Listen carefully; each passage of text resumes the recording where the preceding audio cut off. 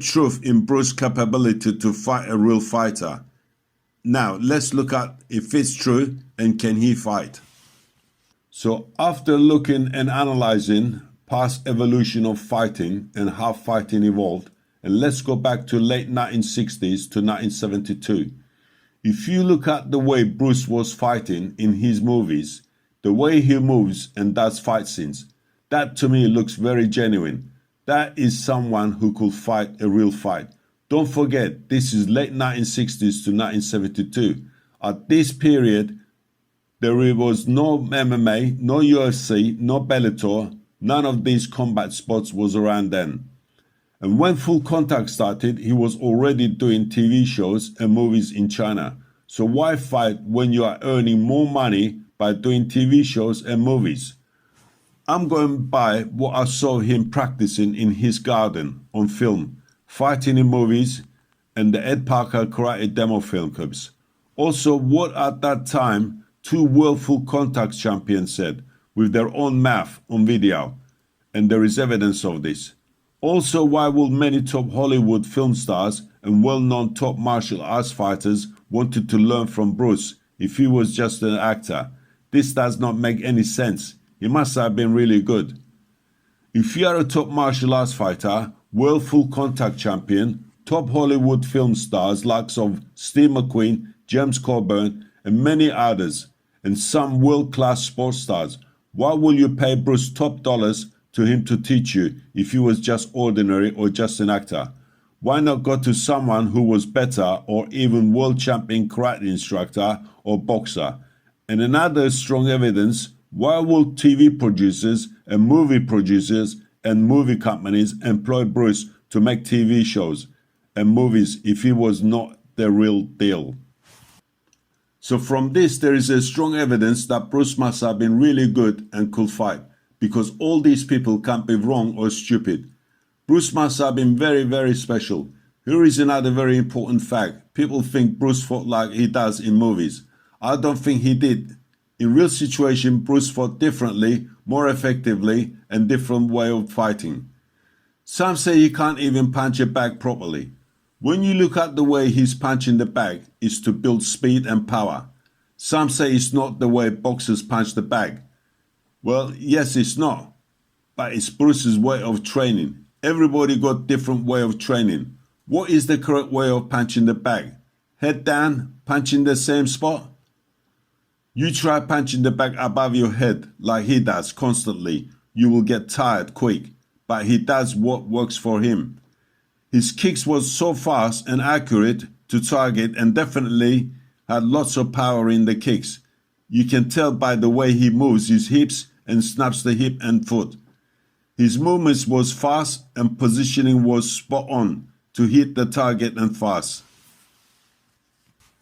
Bruce built his body for purpose, and that is, I believe, to be strong, powerful, flexible, nimble, fast, agile.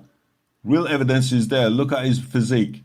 And not like bodybuilders full of muscle, which slows you down and run out of steam. Look at some boxers. Same again. They are too muscular. They run out of steam and telegraph their punches. Years of training like he did, I believe he knew what you was going to do as soon as you started to make a move and close you down. You don't train like he did 10 hours a day and not be able to fight a real fight. That's impossible. Unless you're either scared to fight or to show off your body and do some fancy moves in front of the cameras and didn't want to get hurt. Two actual real-world Full Contact champions never fought Bruce in real fight, and both sparred with him to learn or train. And countless other well-known top karate champions and even good boxers that trained in martial arts under him in JKD never challenged Bruce. And ask yourself why, if he was not a real fighter. Was it because they were friends or out of respect? No, I don't believe that, because in those days, everyone had an ego. Everyone wanted their reputation to be well known. If I was a world Full Contact champion in those days and I could beat Bruce, I would have done so and claim I beat Bruce and he was no match to me. And can you imagine the publicity I will get and film offers? Then Jim Kelly, world Full Contact champion at that period, came out recently publicly saying he was untouchable. So why will he say that? What has he got to gain by this? Absolutely nothing. He was or looked very genuinely serious when he said this publicly. Then you got the Asian martial arts community never challenged him again after Wong Jack Men. Also, the top martial arts fighters in Asia and China never challenged him, or some did, but he disposed of them quickly and efficiently. Also, most Asian martial arts movie stars, all experts in martial arts fighting, and not just acting, never challenged him. So no one ever challenged, or some did, but he dealt with them quickly and efficiently. And lastly, this was 50 years ago.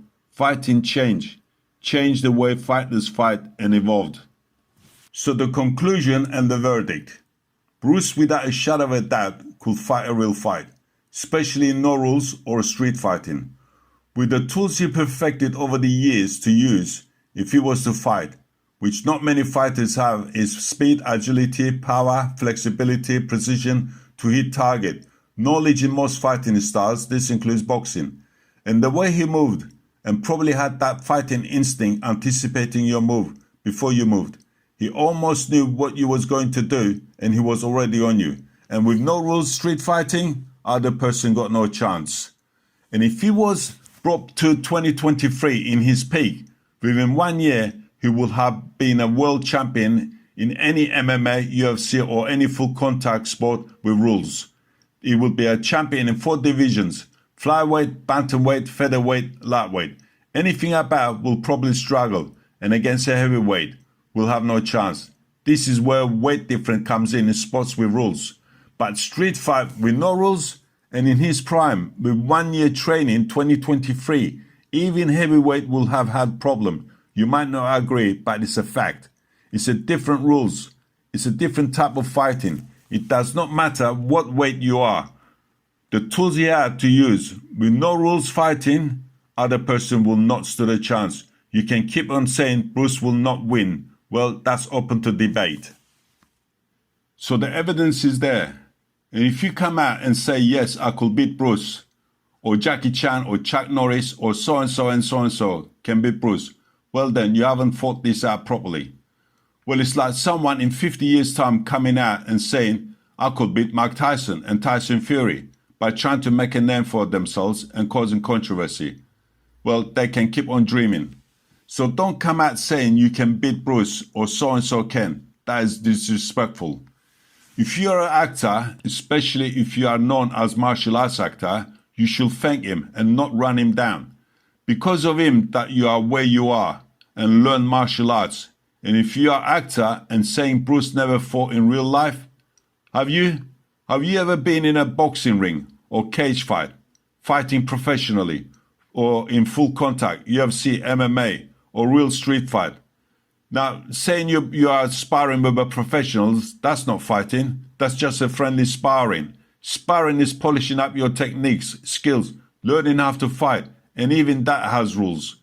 Or if you are a professional MMA fighter, or whatever fighter you are, or was, same. You will not be where you are or was if it wasn't for Bruce, and you will not be fighting in a cage and making money.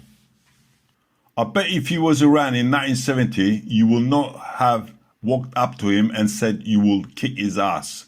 Just like someone going up to Tyson Fury, Mike Tyson, or any professional fighter and saying to his face, he can beat him. He will knock his head off. Yes, martial arts and contact sport was going on years before. But he popularized this sport, made it cool and exciting.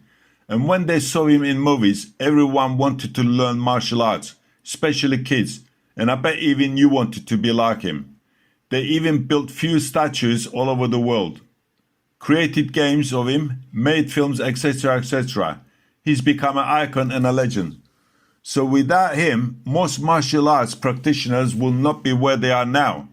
They will still be fighting on strings and acrobatic fights, like in all movies. He revolutionized the action fighting movies. So the conclusion, most UFC MMA full contact fighters are using most of his skills and movements to fight. Does it matter if he can fight or not? Look what he achieved, icon and legend status. Like I said, I'm not a Bruce fan and I don't really care if he can fight or not. But what he achieved, I give him respect. So please give the man a little bit of respect.